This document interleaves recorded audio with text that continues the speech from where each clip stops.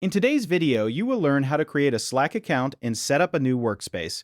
In this tutorial, you will go through the full process of signing up for Slack and creating your first workspace step by step. Start by opening your web browser and going to the Slack sign up page at slack.com. Once the page loads, you will see a field to enter your email address. Type in your email and click Continue to proceed.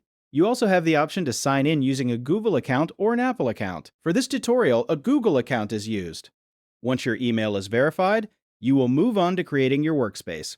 Click on Create a Workspace to begin the setup process. You will then be asked to enter your workspace name. This can be your company name, team name, or project name.